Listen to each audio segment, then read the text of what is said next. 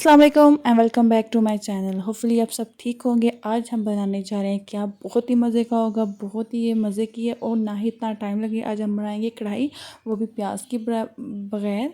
तो आप जब बनाएंगे तो आपके घर में इतनी खुशबू फैल जाएगी, आपके घर वाले पूछते रह जाएंगे कि आज आपने क्या बनाया। और जब सारे खाएँगे तो उंगलियाँ चाटते रह जाएंगे, ये तो गारंटी है।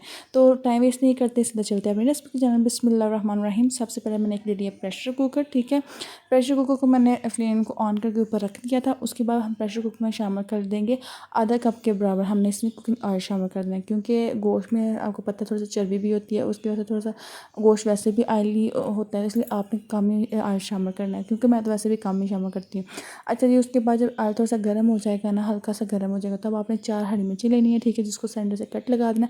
वो आपने हल्की हल्की फ्राई करनी है। थोड़ी सी जब फ्राई हो जाएंगी, 1 से 2 मिनट जब आपको लगेगा ना ये फ्राई होना स्टार्ट हो गई हैं, आप इनका कलर बिल्कुल भी ख़राब नहीं होने देना, ठीक है। जब हल्की सी फ्राई हो जाएंगी ना तो आपने इनको निकाल देना है, ठीक है ना। मैक्सिमम आपको 1 मिनट लगेगा, 1 मिनट के बाद आपने इसको निकाल देना, ज़्यादा टाइम इसको नहीं देना है।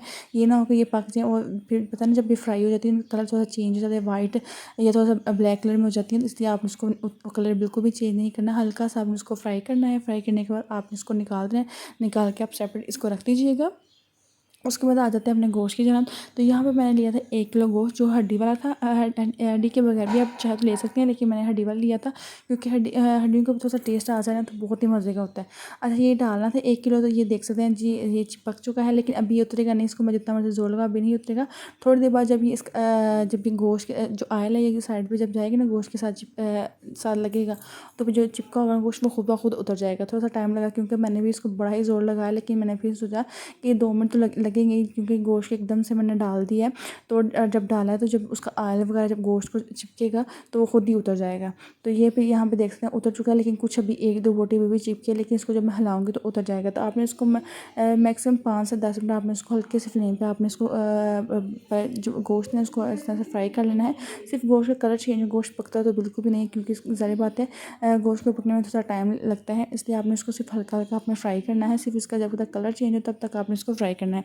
तो यहीं पे आपसे एक रिक्वेस्ट करूँगी, अगर आपको मेरी रेसिपी पसंद आए तो लाइक लाजमी करके जाएगा, चैनल पर न्यू है तो सब्सक्राइब लाजमी कीजिएगा और बेल को भी लाजमी प्रेस कीजिएगा, और जितना हो सके लाजमी शेयर कीजिएगा, किया करें, क्योंकि मैं कोशिश तो करती हूँ कि आप लोगों के लिए मज़ेदार सी आसान सी रेसिपी लेके आऊँ। अच्छा, उसके बाद यहाँ पे मैंने ना एक गठ्ठी ली थी लहसुन की, वो मैंने इसमें शामिल कर लिया था। उसके बाद मैंने 1 चम्मच अदरक का पेस्ट लिया था, वो शामिल कर लिया था। चंद स्पाइसेस हस्ब ज़रूरत नमक और हस्ब ज़रूरत ही मिर्च और आधा चम्मच हल्दी शामिल की थी। नमक मिर्च हम लोग कम यूज़ करते हैं, आप लोग अपने हिसाब से स्पाइसी करना चाहते हैं डाल सकते हैं। अच्छा, इसको डालने के बाद आपने इसको 1 से 2 मिनट के लिए इतना से पकाना है। इतना पकाना है कि इसमें जो थोड़ा सा हल्का हल्का जो पानी होगा वो आपसे हल्का खुश्क हो जाए, ज़्यादा आपने इसको बिल्कुल नहीं करना, से मिक्स हो जाए। अच्छे पकाने के बाद यहाँ पे मैं ले ली थी 4 से 5 मैंने टमाटर लिए थे।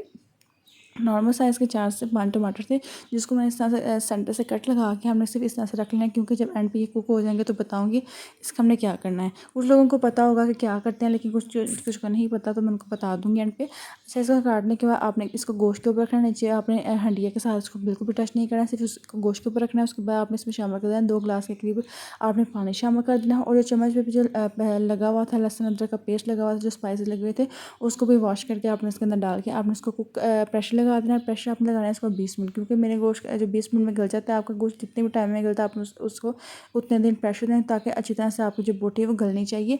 मतलब कि हाथ में जब इसको पकड़े तो वो टूट जाए। तो इसको हम लोग 20 मिनट के लिए प्रेशर लगा देते हैं और 20 मिनट के बाद चेक करते हैं। जी, 20 मिनट गुजर चुके हैं, उसको प्रेशर हमने खोल लिया था।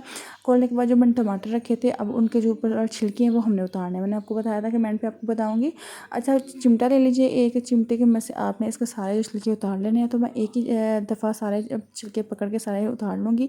आप 1 बाय 1 भी कर सकते हैं, लेकिन मैं एक ही दफ़ा सारे उतार लेती हूँ, क्योंकि चिमटे के साथ चिपके रहेंगे। जैसे सारे टमाटर के हम छिलके उतार लेते हैं।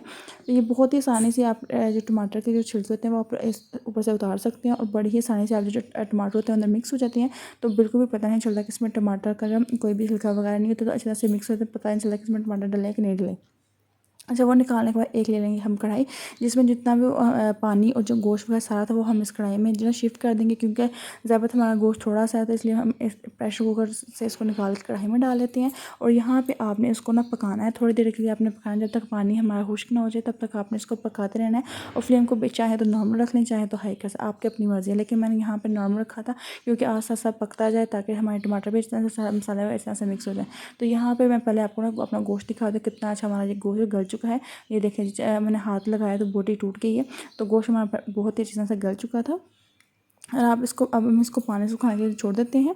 तो यहाँ पे दिखाती हूँ मैं, ये देख सकती जी पानी हमारा गल चुका था, सॉरी सारा खुश्क हो चुका है और आग भी हमारा निकल चुका था, और एक छिलका रह गया था जो एंड पे मैं यहाँ देखिए जी, ये इसको मैं निकाल लेती हूँ।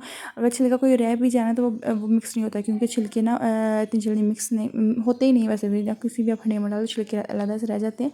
तो वो छिलके को मैंने एंड पे निकाल लिया था। उसके बाद जो मैंने फ्राई की हुई हरी मिर्ची थी वो इसमें शामिल कर देते हैं, उसको भी डाल के आपने मिक्स करके 1 से 2 मिनट के लिए पका लीजिएगा। उसके बाद यहाँ पे मैं शामिल कर रही हूँ कि मैंने लिए थे 2 टमाटर, जिसको मैंने चॉप कर लिया था, वो हम इसमें शामिल कर लेते हैं। इसको इस जो एंड पे हमने डालना है, और इससे जो टेस्ट आएगा ना वो तो कमाल का टेस्ट होगा। बहुत ही मज़े की कढ़ाई बन के तैयार होगी, ना ही इतना टाइम लगता है, बहुत ही कम टाइम में आप इसको रेडी कर सकते हैं। और रेडी करके आपने इसको मुझे फीडबैक भी दीजिएगा, लाजमी बताइए कि आपने इसको ट्राई किया था कि आपको कैसे, क्योंकि मैंने तो बनाया था, ये बहुत ही मज़े की बन के तैयार हुई थी। और ये इसको आप चाहें तो चपाती के साथ खा लें, चाहें तो नान के साथ खा सकते हैं, जिसका दिल चाहे आप उससे खा सकते हैं। अच्छा, उसके बाद मैंने 1 चम्मच के बराबर लिया था लेमन जूस, 1 चम्मच मैंने लिया था ज़ीरा पाउडर, 1 चम्मच ही हम यहाँ पे सूखा धनिया का पाउडर शामिल करेंगे, और आधा चम्मच के बाद हम इसमें काली मिर्च शामिल कर लेंगे। ये 3 चीज़ें डालने के बाद आपने इसको इस तरह से मिक्स कर लीजिएगा। इसको आपने 4 से 5 मिनट के लिए आपने इसको इस तरह से पकाना है, और मज़ेदार सी हमारी ये कढ़ाई बिल्कुल तैयार हो चुकी है। देख सकते हैं कितनी अच्छी बन के तैयार हुई है। इसमें सारा टोटली जो पानी खुश्क हो चुका है, और ऑयल भी देखिए कितना ज़बरदस्त नज़र आ रहा है। तो ये हमारे मज़ेदार सी कढ़ाई बन के तैयार है। आप अगर आपको पसंद आए तो लाजमी मुझे बताइएगा। तो इसको आपने सिर्फ अदरक के साथ ना गार्निश करके सर्व करना है, धनिया के साथ बिल्कुल भी सर्व नहीं करना। इस तरह से सर्व करेंगे तो बहुत ही मज़े की बन के, अगर आप चाहते हैं डाल सकते हैं, लेकिन मैंने नहीं डाला था, मैंने स्किप किया था। अगर आपकी अपनी मर्ज़ी, आप डालना चाहते हैं तो डाल सकते हैं। तो मज़ेदार सी ये हमारी कढ़ाई बन के तैयार हो चुकी है। आपने अपने फीडबैक मुझे लाजमी देना कि आपने इसको ट्राई किया था, ट्राई करके मुझे लाजमी बताइए करें, क्योंकि अगर मैं रेसिपी आप लोगों के लिए अपलोड करती हूँ, बहुत ही आसान से अपलोड करती हूँ, कि सोचती हूँ कि आप लोग लाजमी इसको ट्राई करेंगे, और ट्राई जब करते हैं तो मुझे भी लाजमी बताया करें, क्योंकि मैं बहुत कोशिश करती हूँ कि आप लोग ईज़ी सी आसान सी रेसिपी बनाओ जो आपको, आपके घर वालों को बहुत ज़्यादा पसंद आए। तो अपनी दुआ में मुझे लाजमी याद रखें। इंशाल्लाह फिर मिलेंगे हम एक न्यू रेसिपी के साथ। तब तक के लिए अल्लाह हाफ़िज़।